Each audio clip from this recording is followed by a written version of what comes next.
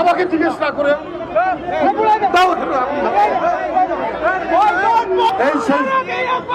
Indian sari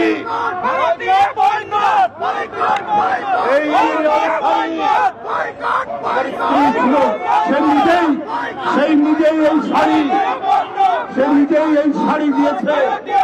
এইটা আজকে আপনাদের সামনে ছুঁড়ে ফেললাম। আর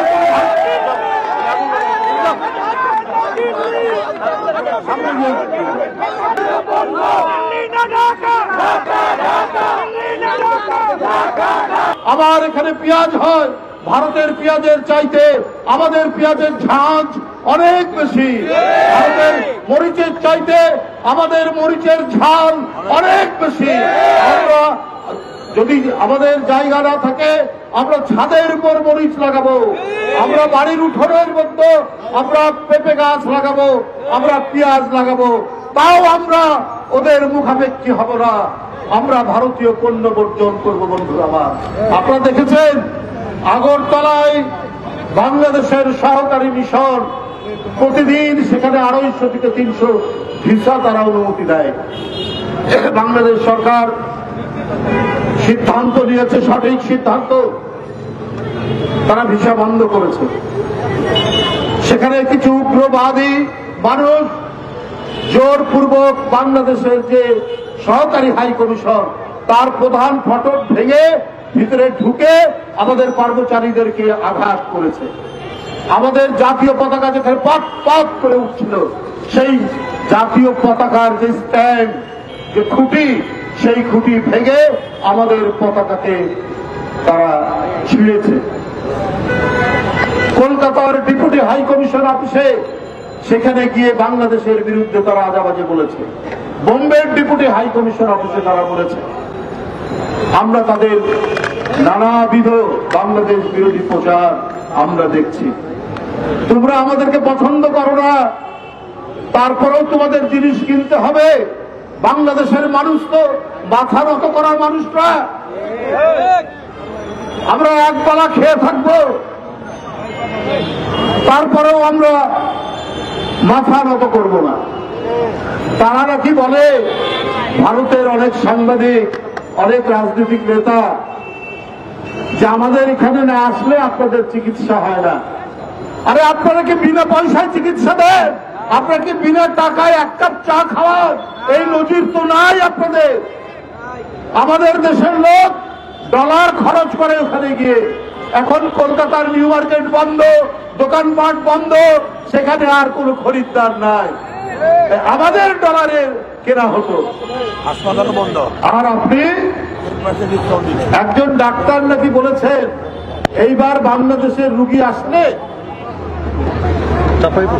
এবারে বাংলাদেশের রুগী আসলে সেখানে ভারতীয় পতাকা এমন ভাবে রাখা হবে যেন মাথা নিচু করে ঢোকে।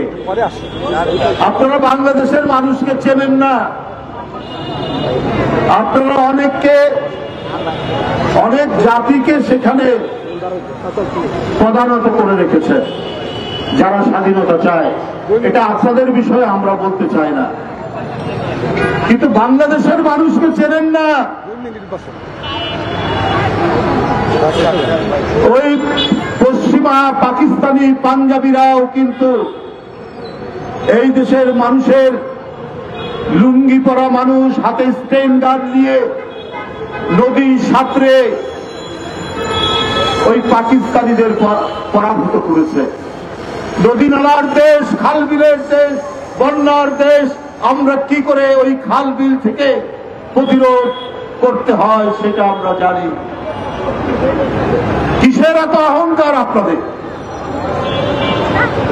কেন আপনারা প্রধানত করে রাখতে চান? বলেন আমরা পেঁয়াজ না দিলে ওরা খেতে পারবে না, আমাদের আদা না গেলে আমাদের খেতে পারবে না। আমরা আপনাদের আদার দরকার নাই, পেঁয়াজের দরকার নাই। আমাদের বান্দরবনে, আমাদের পার্বত্য চট্টগ্রামে প্রচুর আদা হয়, আমাদের নীলফামারীতে প্রচুর আদা হয়। আমরা আদার চাষ বাড়িয়ে দেব, আমরা রসুনের চাষ বাড়িয়ে দেব। আপনাদের উপর আমরা মুখাপেক্ষী থাকবো এটা ভাবার কারণ নাই যে আপনারা আমাদের একটু দেবেন আর যা বলবেন তাই শুনতে হবে। ওইটা দুই একজন হাসিনার মতো লোক থাকতে পারে, কিন্তু কোটি কোটি বাংলাদেশের মানুষ এইটা করবে না। তবে আমি আমার দেশের মানুষকে বলবো, ওরা যে বাংলাদেশের মর্যাদাকে লুণ্ঠিত করার চেষ্টা করেছে, ওরা যে বাংলাদেশের পতাকা পুড়িয়েছে, আমাদের মর্যাদা হানি করার চেষ্টা করেছে, আমরা ভারতের পতাকাকে লাঞ্ছিত করব না। আমরা আরেকটি স্বাধীন দেশের মর্যাদাকে আমরা ছোট করব না। আমরা প্রত্যেক জাতির যে স্বাধীনতা সার্বভৌমত্ব সেইটিকে আমরা সম্মান করব। আমরা ওদের মতো এরকম ছোট লোকটি করব না। গতকাল সমস্ত রাজনৈতিক দল নিয়ে প্রধান উপদেষ্টা বসেছিলেন, বৈঠক করেছেন। আমরা জাতির সংকটকালে এইভাবেই আমরা ঐক্যবদ্ধ হব, এইভাবেই আমরা আগ্রাসন ঠেকাবো। আমি আবারও বলছি, বন্ধুরা আমার, যারা আমাদেরকে অপছন্দ করে, যারা শুধুমাত্র একজন ব্যক্তি, যে ব্যক্তি বাংলাদেশের মানুষের উপর অত্যাচার করেছে, নিপীড়ন করেছে, গুম করেছে, ছাত্র জনতাকে রক্তে রাজপথে রক্তের বন্যা ভাসিয়ে দিয়েছে, সেই হাসিনাকে, সেই আপনার নিষ্ঠুর হাসিনাকে তারা পছন্দ করে, বাংলাদেশের মানুষকে পছন্দ করে না। বাংলাদেশ টিকে থাকুক এইটা চায় না। আজকে তারা নানা ধরনের উস্কানি দিচ্ছে বাংলাদেশে মানুষের মধ্যে, বাংলাদেশের ভিতরে, কিন্তু বাংলাদেশের মানুষ তাদের উস্কানিতে পা দেয়নি। ছোট্ট দুই একটা গোষ্ঠী থাকতে পারে, তারা চিহ্নিত হয়ে গেছে,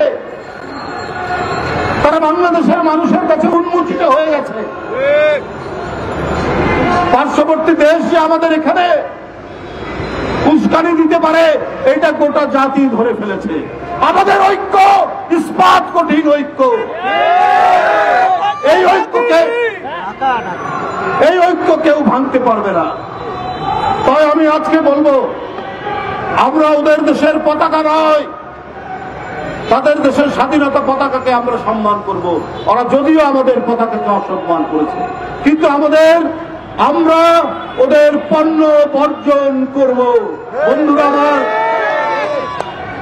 একটি পুরনো শাড়ি আমার বাসায় আমার স্ত্রীর ছিল, আমার স্ত্রী আমাকে দিয়েছে একটি শাড়ি, ইন্ডিয়ান শাড়ি আছে, আমি বলছি দিয়ে দাও, সে দিয়ে দিয়েছে।